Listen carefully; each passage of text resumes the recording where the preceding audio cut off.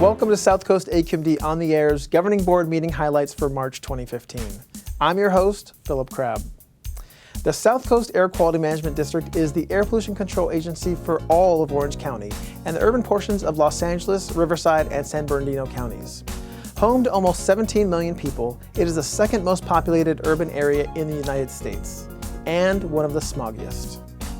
In this episode, we're going to highlight the Governing Board's actions to adapt South Coast AQMD's programs to new scientific information on the health risks of toxic air pollution, respond to the United States Environmental Protection Agency's proposal to lower allowable limits of ozone in our air, and tighten controls of lead pollution from battery recycling factories.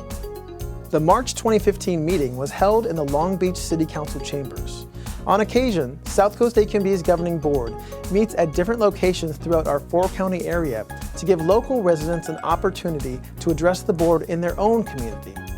Here are some of the highlights. Because of medical research, a lot is known about the health effects of the different types of particles and chemicals that make up air pollution.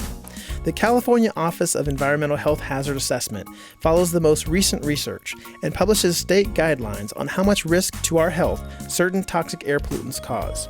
This knowledge helps when deciding what kinds of rules and regulations need to be made to reduce those pollutants from factories, small businesses, construction projects, and consumer products. As science progresses and more research is done on the health effects of air pollution, we are finding that our bodies are more easily damaged by toxic pollutants than earlier thought. Recent scientific information has shown that children, in general, are more heavily impacted by air pollution than adults.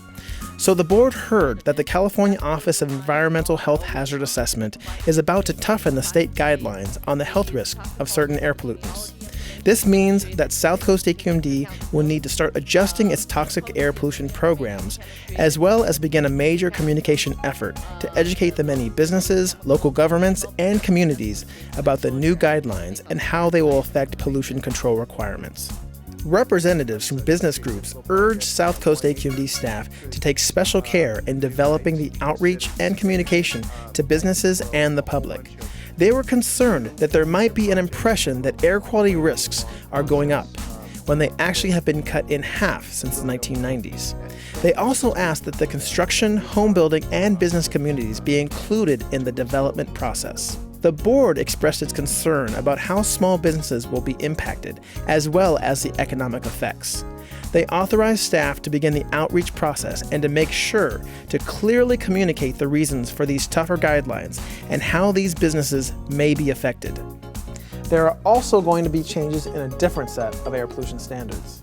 The United States Environmental Protection Agency is proposing to tighten the standards for ozone, a major pollution problem in our area.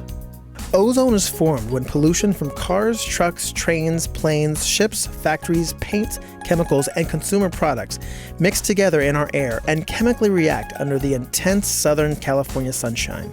Breathing high levels of ozone can cause short-term health effects, including chest pain, coughing, and nose and throat irritation.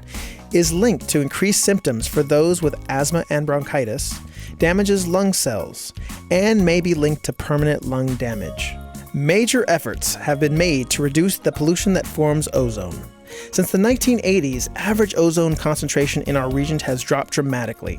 However, there is still a ways to go.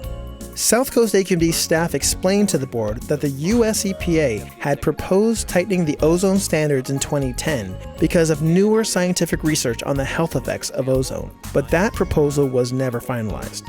South Coast AQMD supported tighter standards back then, and staff proposed to the board to continue that support. However, staff explained that the proposed new standards could not be met unless the federal government takes action to reduce pollution from the sources which are mainly controlled by the US EPA. These include ships, trains, planes, and heavy-duty freight trucks. The exhaust gases from these sources contribute greatly to our ozone problem. Also, there would need to be realistic deadlines to meet the proposed new standard, as well as increased federal funding to help put cleaner transportation technologies in place.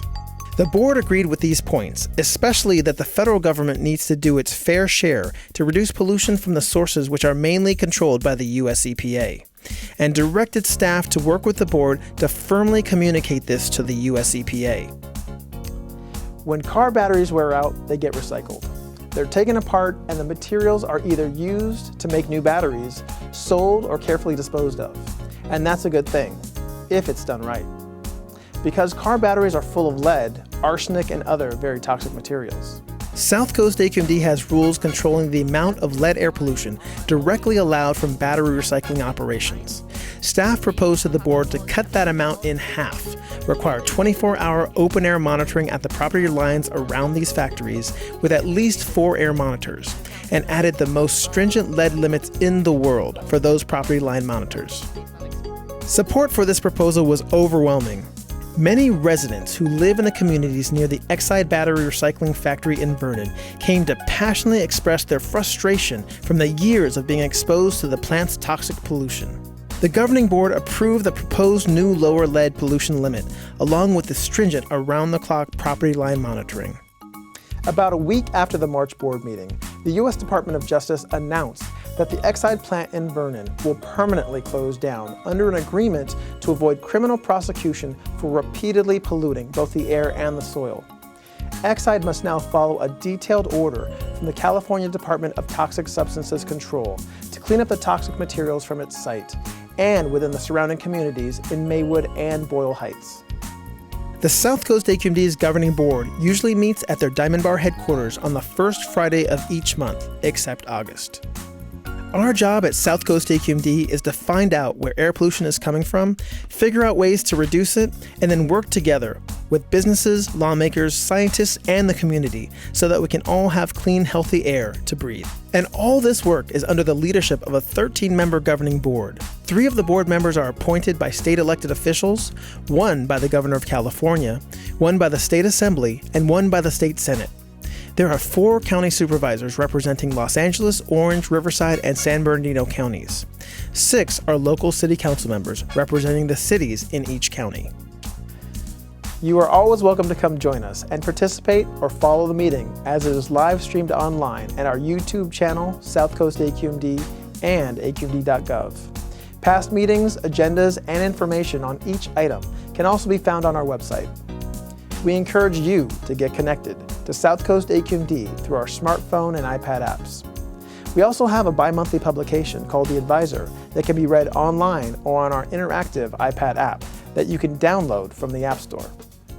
Visit aqmd.gov to learn more about how you can help us clean the air that we breathe. I'm Philip Crabb. Thank you for watching South Coast AQMD on the Air. See you next month.